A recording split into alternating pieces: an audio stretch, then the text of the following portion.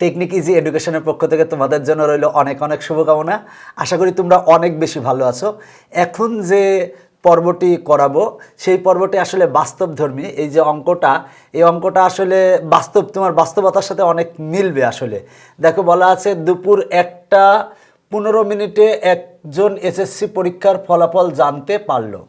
দেখো যে ব্যাপারটা, যদিও আমাদের এই বাংলাদেশের প্রেক্ষাপটে যে ব্যাপারটা হয় যে একটাই রেজাল্ট দিলে অনেকে রেজাল্ট জানতে জানতে 2টা বা 3টায় জানতে পারো। কারণ যে ব্যাপারটা থাকে কি, যে অনেক চাপ থাকে, ওয়েবসাইটে অনেক চাপ থাকে, অনেকে দেখতে পাও না। আসলে আমাদের এটা একটা দুর্বলতা। যদিও ভবিষ্যতে হয়তো বা সরকার চেষ্টা করবেন যাতে আমাদের এই ফলাফলটা যাতে আমরা দ্রুত জানতে পারি, বা যখন বলা হয় দেখা যাচ্ছে যে সবাই একসাথে দেখতে শুরু করে রেজাল্ট, এই কারণে ওয়েবসাইটে অনেক চাপ পড়ে এবং দেখার জন্য অনেক কষ্ট হয়ে যায় এবং অনেকে দেখতে দেখতে অনেক পরে দেখো, অনেকে আমাকে ফোন দাও অনেক সময়, অনেক ছাত্রছাত্রী, যে আমার রেজাল্টটা একটু দেখে দিবেন, রেজাল্ট দেখতে পাচ্ছি না। আসলে এটা একটা মধুর সমস্যা বলতে পারো।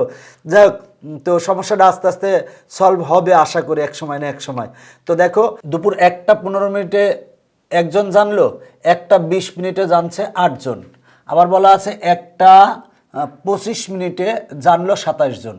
এভাবে ফলাফল ছড়িয়ে পড়লো। মানে দুপুর 1:15 একজন ফলাফল জানতে পেরেছে এসএসসি পরীক্ষার, আর 1:20 জানছে 8জন, আবার 1:25 জানছে হচ্ছে 27 জন। এভাবে ফলাফল ছড়িয়ে পড়লো। উদ্দীপকের আলোকে প্যাটার্ন দুটি লিখো। দেখো, প্যাটার্ন লিখবো, তাহলে সময়ের প্যাটার্ন, এখানে কিন্তু 2টা প্যাটার্ন আছে, সেটা হলো সময় আছে এবং এরপরে আছে কতজন জানলো সেটা আছে। তাহলে সময়ের প্যাটার্ন, দেখো সময়ের প্যাটার্ন হচ্ছে 1:15, তার মানে 1:15 কমা, এরপরে 1:20, 1:20 কমা, এরপরে দেখো যে 1:25। এটা হলো সময়ের প্যাটার্ন। পরীক্ষার্থীর সংখ্যার প্যাটার্ন দেখো, প্রথমে দেখছে হলো 1জন, তারপরে দেখছে হচ্ছে 8জন, তারপরে দেখছে হচ্ছে 27 জন। এটা হচ্ছে সংখ্যার প্যাটার্ন। দেখো, এখানে বলা ছিল যে উদ্দীপকের আলোকে প্যাটার্ন দুটি লিখো। এখানে প্যাটার্ন 2টা লিখতে হবে। দেখো যে ব্যাপারটা, সেটা হলো যে সময়ের প্যাটার্ন হলো 1:15, 1:15, 1:20 আর 1:25। আর পরীক্ষার্থীর সংখ্যার প্যাটার্ন হচ্ছে প্রথমে জানছে 1জন, তারপরে জানছে হচ্ছে 8জন, এরপরে জানছে হচ্ছে 27 জন। তো ক নং অ্যান্সার করানো শেষ।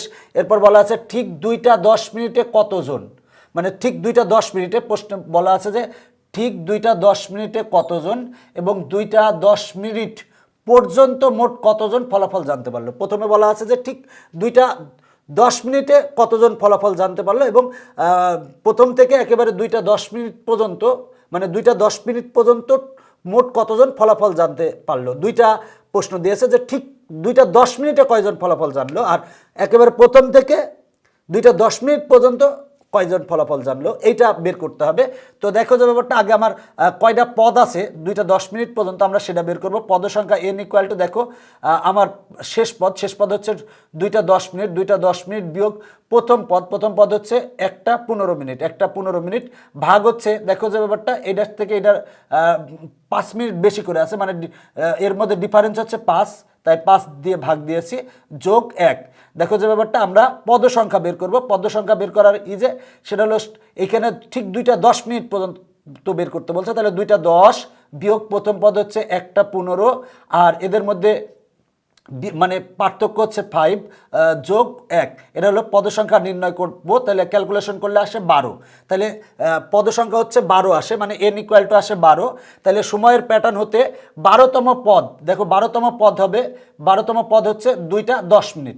তাহলে শিক্ষার্থীর সংখ্যার প্যাটার্ন আমরা জানি 1, দেখো 1:8:27, এটার আমরা লিখতে পারি 1³ আর 8কে লিখতে পারি 2³ 27কে লিখতে পারি 3³ এখন দেখো যে ব্যাপারটা 2:10 ফলাফল জানলো বা 12তম পদ, মানে 2:10 হচ্ছে 12তম পদ। তাহলে 2:10 ফলাফল জানলো বা 12তম পদ দেখো এখানে, এটা হলো প্রথম পদ হচ্ছে 1³ দ্বিতীয় পদ হচ্ছে 2³ তৃতীয় পদ হচ্ছে 3³। তাহলে 12তম পদ কত হবে? 12তম পদ হচ্ছে 12³ হবে। যদি বলে 15তম পদ কত হবে? 15³ হবে। তো দেখো যে ব্যাপারটা, যেহেতু প্রথম পদ হচ্ছে 1³ দ্বিতীয় পদ হচ্ছে 2³ তৃতীয় পদ হচ্ছে 3³, তাহলে 12তম পদ হবে 12³ = 1728 জন। তার মানে যে ব্যাপারটা ঠিক 2:10 ফলাফল জানতে পারলে হচ্ছে 1728 জন। 2টা 10 মিনিট পর্যন্ত মোট কতজন ফলাফল জানতে পারছে। তাহলে 2টা 10 মিনিট পর্যন্ত বা 12 পদের সমষ্টি, মানে প্রথম থেকে 12 পদের সমষ্টি সূত্র। দেখো এটা হচ্ছে যে ব্যাপারটা, সেটা হলো 1 কিউব, তাহলে 1 কিউব যোগ 2 কিউব যোগ 3 কিউব যোগ ডট ডট ডট ডট যোগ 12 কিউব। এটা সূত্র হবে হচ্ছে, আমরা জানি যে প্রথম n সংখ্যক স্বাভাবিক সংখ্যার ঘনের সমষ্টির সূত্র হচ্ছে n ইন্টু n প্লাস 1/2, এরপরে টোটালটার পরে হচ্ছে হোল স্কোয়ার।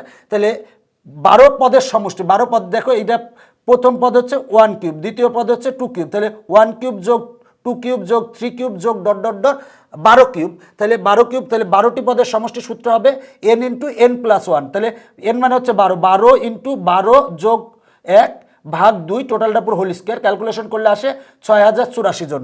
তার মানে 2টা 10 মিনিট পর্যন্ত ফলাফল জানতে পারছে হচ্ছে 6084 জন। এখন দেখো যে ব্যাপারটা গ নঙে বলা আছে কয়টার সময় 61,75,225 জন ফলাফল জানতে পারবে। বলা আছে যে কয়টার সময় টোটাল 61,75,225 জন ফলাফল জানতে পারবে। তো মনে করি এনতম পদ পর্যন্ত ফলাফল জানলো এই 61,75,225 জন, এটা হচ্ছে এনতম পদ পর্যন্ত জানলো, আমরা ধরে নিলাম। তাহলে দেখো আমার প্রশ্নমতে যে ব্যাপারটা, এই আমার সমষ্টি, তাহলে এনতম পদের সমষ্টি হবে, দেখো এখানে কিন্তু জানতেছে 1 কিউব যোগ 2 কিউব যোগ 3 কিউব যোগ ডট ডট ডট যোগ n কিউব, এইটা ইকুয়াল টু হচ্ছে এই যতজন জানছে। দেখো 61,75,225 জন, দেখো এইটা ইকুয়াল টু, এইটা হচ্ছে সমষ্টি। আমরা দেখো যে ব্যাপারটা প্রথমে জানছিল 1 জন, তারপরে 8 জন, তারপরে 27 জন, তার মানে ডট ডট ডট আমরা n পর্যন্ত, এইটা সমান হবে এই যতজন জানছে। এবার দেখো আমরা এটা সূত্র জানি হচ্ছে n ইন্টু n প্লাস 1/2, টোটালটার পুরো হোল স্কোয়ার। এটার হচ্ছে সূত্র, প্রথম n সংখ্যক স্বাভাবিক সংখ্যার ঘনের সমষ্টি নির্ণয়ের সূত্র। যদিও এই সূত্রটা আমি প্রথম দিককার পর্বে প্রমাণ করে দিয়েছি, যদি পারো দেখে এসো, তোমাদের জন্য ভালো হবে। তো দেখো সূত্র হচ্ছে এইটা। এবার স্কোয়ারটা পক্ষান্তর করলে এটা যে ব্যাপারটা রুট হবে, এটাকে রুট করলে যে ব্যাপারটা হয় 2485। এবার আর গুণন করেছি, ক্যালকুলেশন করলে আমরা n plus 71 into n minus 70 equal to 0 পাই। তাহলে হয় এইটা ইকুয়াল টু 0। দেখো এই n plus 71 equal to 0, 71 plus পক্ষান্তর করলে হয় মাইনাস, তার মানে n এর মান মাইনাস 71। এটা কিন্তু গ্রহণযোগ্য নয়, কারণ n হচ্ছে পদসংখ্যা, পদসংখ্যা কখনো ঋণাত্মক হতে পারে না। তাহলে n মাইনাস 70 ইকুয়াল টু 0, তাহলে n ইকুয়াল টু 70 আসে। তাহলে দেখো n ইকুয়াল টু 70 আসে, তার মানে আমার 70তম পদ, দেখো 70তম পদে জানবে হচ্ছে এতজন। তাহলে আমরা দেখো যে ব্যাপারটা 70তম পদ বের করব। দেখো এইটা ছিল, দেখো এইখান থেকে দ্বিতীয় পদ থেকে প্রথম পদ বিয়োগ করো, বিয়োগ করলে হচ্ছে সমান্তর ধারা, মানে এটার থেকে এটা বিয়োগ করো, এটার থেকে এটা বিয়োগ করো, প্রত্যেক ক্ষেত্রে 5 আসে, সুতরাং এটা একটা সমান্তর ধারা। তাহলে প্রথম পদ এ সমান হচ্ছে 1টা 15 মিনিট, আমরা যদি এটা ঘন্টা, এক মানে 60 মিনিট, আর 15 যোগ করলে হয় 75 মিনিট। আর সাধারণ অন্তর ডি সমান, এটা এই 1টা 20 মিনিট থেকে 1টা 15 মিনিট বাদ দাও, বাদ দিলে আসে হচ্ছে 5 মিনিট। তাহলে 70তম পদ, 70তম পদ, দেখো এটা কিন্তু এই যে সময়ের প্যাটার্ন, এটা কিন্তু আমার যে ব্যাপারটা সেটা হলো যে এই প্যাটার্নটা হচ্ছে সমান্তর ধারা। সমান্তর ধারার nতম পদের সূত্র হচ্ছে a plus n minus 1 into D. তাহলে 70তম পদ হবে হচ্ছে a plus 70 minus 1 into D. এখানে এ আর ডি এর মান বসাবো, বসালে আসে 420 মিনিট। এখন দেখো আমার বলা ছিল যে কয়টার সময় এতজন ফলাফল জানতে পারবে, 420 মিনিট। তাহলে 420 মিনিটকে আমরা 60 দ্বারা ভাগ করলে আসে হচ্ছে 7টা, তার মানে 7টার সময় এতজন রেজাল্ট জানতে পারবে। অ্যান্সার হচ্ছে 7টা। ধরে নিব যে nতম পদ পর্যন্ত এতজন ফলাফল জানতে পারবে। তাহলে আমরা দেখো যে ব্যাপারটা, এটা সমষ্টি, মানে যতজন আছে, তাহলে 1 cube plus 2 cube plus 3 cube plus dot dot dot plus n cube equal to এত হবে। এখানে আমরা এটার সূত্র জানি হচ্ছে এইটা, এখান থেকে ক্যালকুলেশন করে n এর মান আমরা পাবো 70। তাহলে আমরা 70তম পদ বের করবো, যেহেতু সময়ের প্যাটার্নটা হচ্ছে সমান্তর ধারা, সুতরাং আমরা সমান্তর ধারার ক্ষেত্রে nতম পদের সূত্র জানি a plus n minus 1 into D. তাহলে 70তম পদের ক্ষেত্রে আমরা n এর স্থলে 70 লিখবো, লিখে ক্যালকুলেশন করলে এত মিনিট আসে। এই মিনিটকে আমরা 60 দ্বারা ভাগ করলে ঘন্টা পাবো, মানে 7টার সময়, সন্ধ্যা 7টার সময় এতজন ফলাফল জানতে পারবে। এটাই হচ্ছে আমার অ্যান্সার। দেখো যে ব্যাপারটা, অঙ্কটা কিন্তু সহজ, একটু নিজে চেষ্টা করলেই পারবে। তবে বাস্তবধর্মী অঙ্ক, এই অঙ্কগুলা যে ব্যাপারটা তোমাদের বাস্তবের সাথে মেলে, আসলে দেখো তুমি যদি একটু নিজে চিন্তা করো তাহলে এই টাইপের অঙ্ক বা এই টাইপের উদ্দীপক দিয়ে অঙ্ক তুমি নিজেই বানাতে পারবে। তো আজকের পর্ব এখানেই শেষ করছি, পরবর্তীতে আবার দেখা হবে। Bye bye.